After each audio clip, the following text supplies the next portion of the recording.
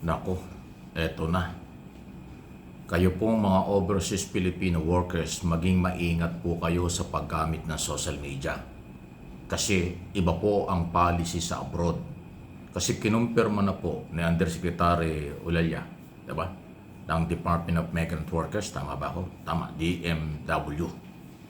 Na dalawa ng OFW ang nakasuhan sa gitna silangan. Dahil sa pag-upload ng mga video na kanilang inilalabas sa social media, na bawal po yan.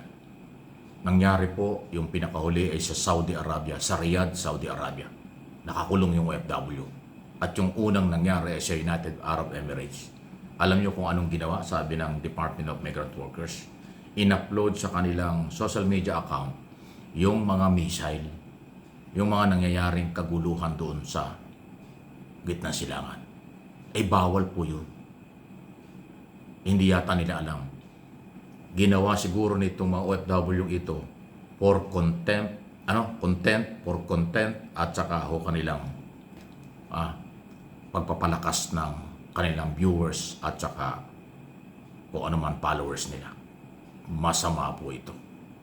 Ngayon, huwag na natin pag-usapan kung yung OFW yan ano ba ang kanilang paniniwalang pampolitika sa Pilipinas. Sila ba ay anti-Marcos o pro-Marcos? Pinag-usapan dito, OFW. Pag sinabing Pilipino sa abroad, yan ay tinutulungan ng gobyerno. Walang tinitingnan kung saan kapanalig. Ganun pa man, kung meron pong gumagawa nito na anti-Marcos at binabanatan ng gobyerno dahil pinapalabas na may mga missile na gano'n, napakatindi ng problema, wala raw ginagawa ang Marcos administration. Pero sa kabila po ng inyong ganyang sistema, kayo ay tutulungan pa rin ng Department of Migrant Workers, Department of Foreign Affairs, kasi yan ang policy at ang instruction ni Pangulong Marcos. Tulungan sa lahat ng pamamaraan ang mga overseas Filipino workers. Okay, dyan sa gitna silangan. Diba? Basta kung merong pwedeng airport na magamit, sila ililikas, pabalik ng Pilipinas, katulad ng nangyayari na, or dadalhin sa ibang bansa na mas safe sila. Lahat kasi ginagawa ng gobyerno para kayo maisalba, pero kung kayo mismo ang gumagawa ng paglabag sa mga batas sa kung saan kayo nakatira, problema talaga yan. Huwag niyong igaya dito sa Pilipinas na kahit na anong gawin niyo parang okay lang. Na parang turing ng demokrasya sa Pilipinas, sa ibang bansa, iba. Matagal ko na pong sinasabi. Doon ho sa mga baguhan, turista man kayo or talagang magtatrabaho sa abroad, iba po, marami at malayong-malayo ang pagkakaiba ng Pilipinas.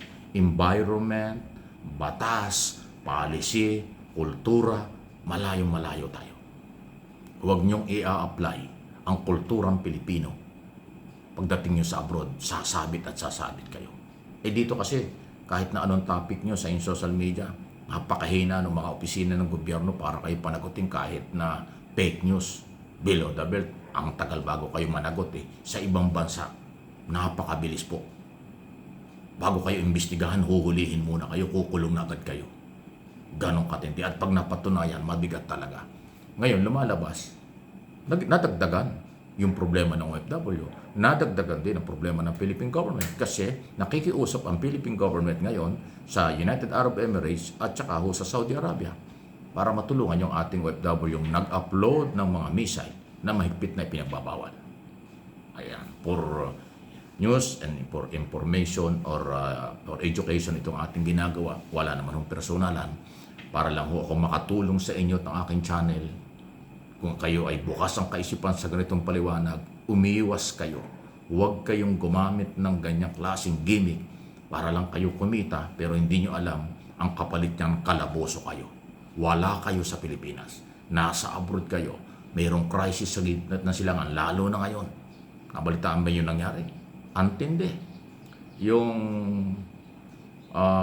pinakamalaking oil facility ng Qatar, tinira na ng Israel. Ang laki ng epekto niya sa buong mundo. Dahil yun ho yung nangungunang oil producer dyan po sa Middle East. Kita nyo, antindi. O tapos hahaluan pa ninyo ng pananakot at maling, talaga kung may problema. Kayo. Ha?